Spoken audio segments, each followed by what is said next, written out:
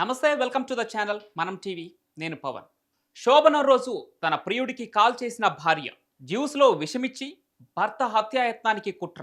తమిళనాడులోని కడలూరు జిల్లా కరంవెంపటికి చెందిన కలై యారసన్ అనే 27 ఏళ్ల వ్యక్తికి ఆర్తి అనే యువతితో వివాహం జరిగింది. అయితే ఆర్తి అంతకుముందు వేరే వ్యక్తిని ప్రేమించింది. వారి ప్రేమను పెద్దలు అంగీకరించకపోవడంతో కలై యారసన్ను వివాహం చేసుకుంది.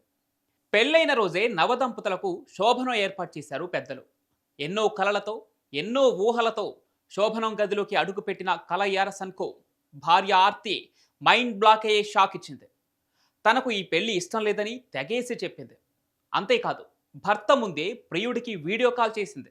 ఆ షాక్లో నుంచి తేరుకున్న కలై యారసన్ శోభనాన్ని, పెళ్లిని క్యాన్సిల్ చేసుకుని ఆర్తిని తన పుట్టింట్లో వదిలిపెట్టి వచ్చేశాడు. అయితే పెద్దలు నచ్చజెప్పి మళ్ళీ భర్త కలై యారసన్ దగ్గర ఆర్తిని వదిలిపెట్టి వెళ్లారు. కానీ ఆమె తీరు మాత్రం మారలేదు. రోజు ప్రియుడితో కాల్స్ మాట్లాడేది. దీంతో విసుగు చెందిన కలై యారసన్ తన భార్యను మళ్ళీ తన పుట్టింటిలో వదిలి వచ్చాడు. పెద్దలు ఆ అమ్మాయిని కలై యారసన్ ఇంట్లో వదిలిపెట్టి ఆమెతోనే కాపురం చేయాలని కొట్టి మరీ వార్నింగ్ ఇచ్చారు.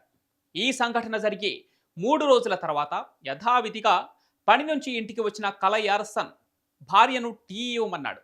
కానీ ఆర్తి జ్యూస్ ఇచ్చింది. ప్రేమతో ఇచ్చిందనుకొని జ్యూస్ తాగిన కలై యారసన్ కొద్ది నిమిషాలకే రక్తపు వాంతులు చేసుకున్నాడు. ఆ జ్యూస్లో విషం కలిపానని చెప్పి భర్తకు గట్టి షాకే ఇచ్చింది ఆర్తి.